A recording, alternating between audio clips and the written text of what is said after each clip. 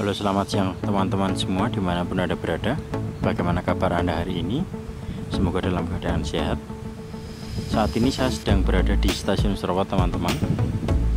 Di lokasi ini hari ini sekarang pukul 14 waktu Indonesia Barat. Kereta JR205 di lokasi ini tidak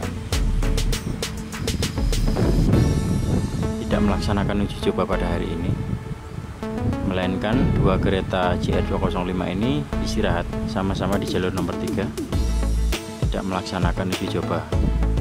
Hari ini saya zong, saya tadi nyegat di JPL 295, namun tak ada atau tak kunjung datang kereta listriknya yang sedang melaksanakan uji coba. Ternyata setelah saya cek di stasiun Serawat, keretanya memang tidak dijalankan atau tidak menjalankan uji coba. Bahkan pantografnya juga terlihat turun semua. Itu yang kedua. Ini yang 9. Hari ini tidak uji coba. Ya udah, kita lihat di sini saja. Untuk di bagian bogi, di bagian bawah, di dekat kabin yang barat yang 9, itu kedua rodanya diganjel ya. Artinya ya memang hari ini memang tidak ada uji coba. Namun info yang saya ketahui bahwa teman-teman bilang kalau misalkan uji coba KRL itu sampai tanggal 30 Desember. Ternyata saat ini tanggal 27 uji cobanya tidak ada. Ini ya teman-teman ya, teman-teman sudah mengetahui bahwa streaming di kereta bekas Jepang ini sudah dicopot beberapa hari yang lalu. Nah, saya ingin melihat di bagian co-catchernya. Di sini di bagian barat kita bisa melihat bahwa ada dua lubang yang berada di atas. Nah, apakah ini artinya dari co-catcher ini di bagian yang melintang apakah bisa dicopot lalu dipindah ya? Kalau menurut saya, mungkin lubang di atas ini fungsinya adalah untuk menggeser dari bagian co-catcher, jadi bisa dinaik turunkan secara manual. Nah, jarak dari rel mungkin sekitar 30 cm ya ini ya. Nah, ini mungkin dulu pada dinasnya di Jepang, mungkin jika musim dingin terdapat salju turun, mungkin fungsi co-catcher ini adalah untuk menghalau dari salju tersebut ya.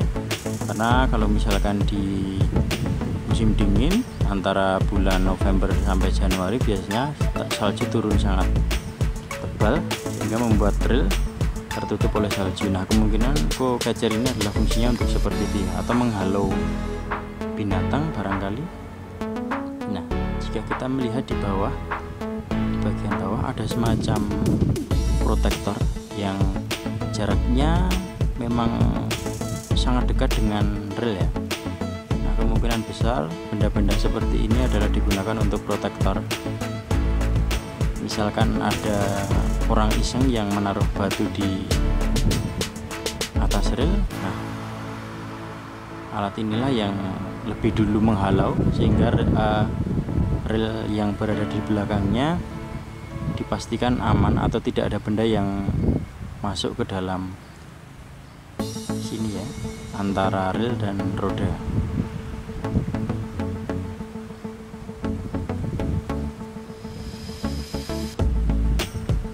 Saat ini tidak sedang melaksanakan uji coba, jadi kita bisa melihat dari dua kereta ini di stasiun Serawat ya teman-teman ya. Semoga awal tahun nanti KRL yang ada di Daup 6 segera diresmikan dan kita dapat naik. Saya sendiri sih berharap kalau misalkan awal nanti sementara gratis gitu ya, biar masyarakat yang belum mengetahui nanti sekalian melihat sosialisasinya bagaimana dari pihak KAI. Tentunya di setiap stasiun-stasiun ya, karena mungkin masyarakat juga kepingin segera menaikinya, lalu menunggu di beberapa stasiun-stasiun terdekat dari mereka. Nah, di arah barat ada 32F. Nah, teman-teman bisa melihat ada perbedaan yang sangat jelas ya antara 32F dan 9F, di mana di bagian guha atau kereta yang terdapat kabin masinisnya, di sini tidak dipasangkan himbauan untuk mendahulukan penumpang yang turun.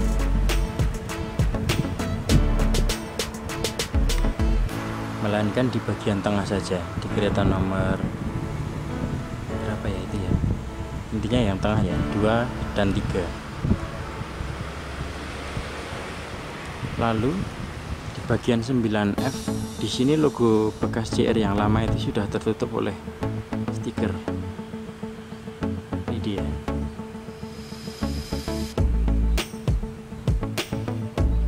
Perbedaannya itu.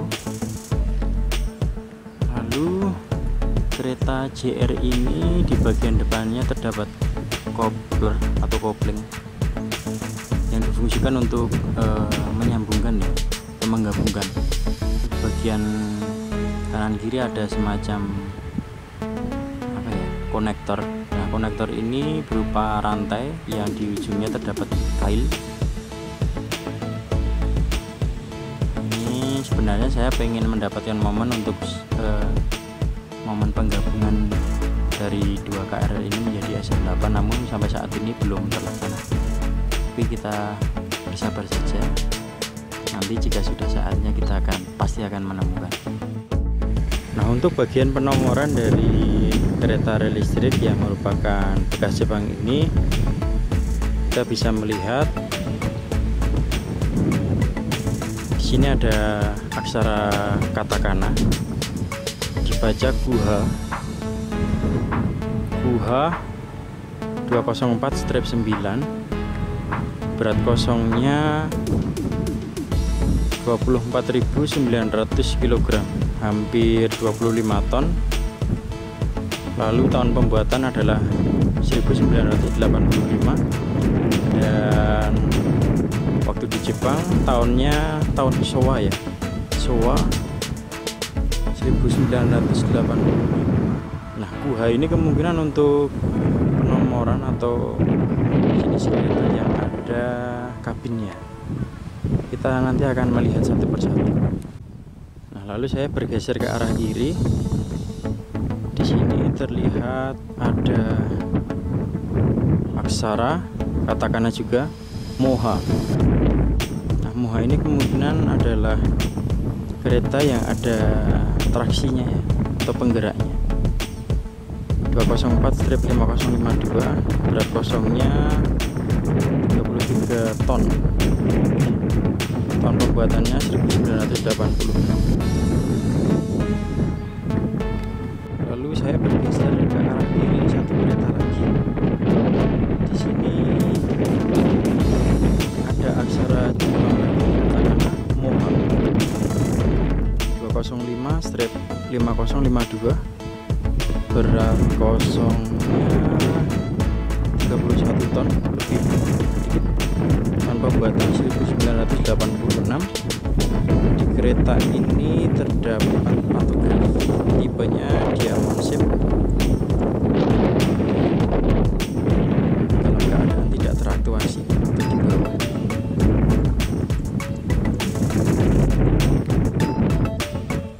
Saya bergeser satu kereta lagi ke arah timur.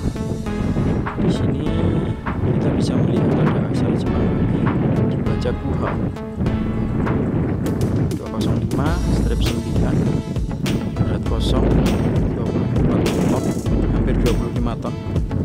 Tahun pembuatannya 1985. Bagian ini ada kabinnya. Bagian ini ada kabin, ujung dengan ujung ada kabin masinisnya. Lalu lagi di bagian dekat pintu keluar masuk masinis Di sini ada kanji Seng 1000, lalu Keio. Mungkin dulu Keio Line gitu ya.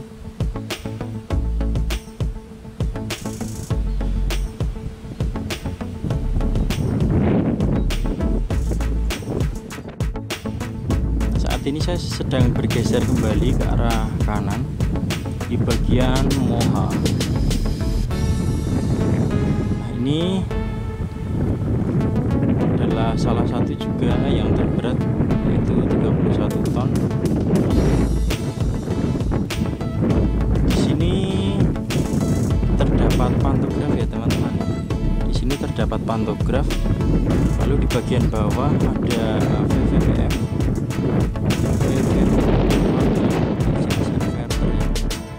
Inverter yang digunakan untuk pengaturan variabel voltage, variabel frekuensi. Artinya motor 3 fase dapat dikendalikan kencang, atau MPF dari motor 3 fase atau traksi itu dapat dikendalikan dari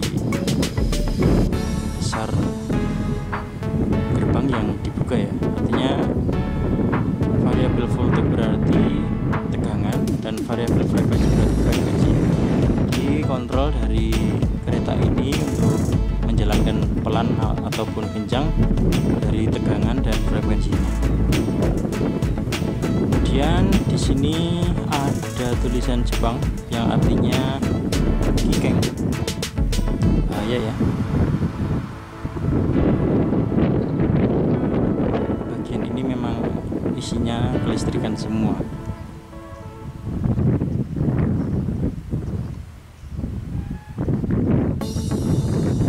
Dan untuk di bagian inverternya ini mungkin menggunakan IGBT ya, gabungan dari transistor dan MOSFET yang sifatnya memang gabungan dari keduanya. Nah, box ini sangat pendek juga, sekitar kurang lebih 30 cm dari rel juga.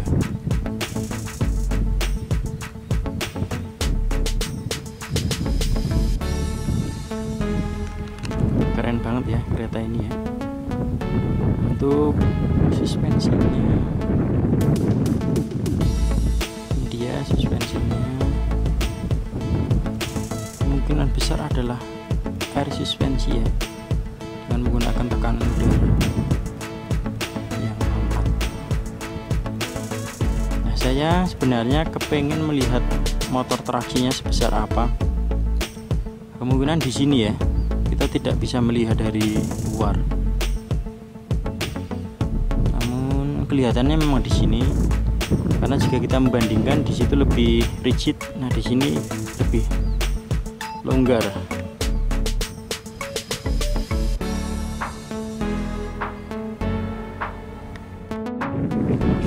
Saya bergeser ke arah barat teman-teman. Di sini ada bagian dari kereta yang berwarna merah. Ini adalah suatu tempat yang digunakan untuk menempatkan pengganjal kereta. Nah, di depan di bawah kabin masinis juga terdapat tempat yang berwarna merah juga, bentuknya seperti ini. Fungsinya adalah untuk menyimpan pengganjal roda kereta rel listrik. Bentuknya seperti ini, berwarna kuning, diletakkan di antara roda kereta. Nah, kalau misalkan keretanya dijalankan, masinis pasti akan menaruhnya di sini.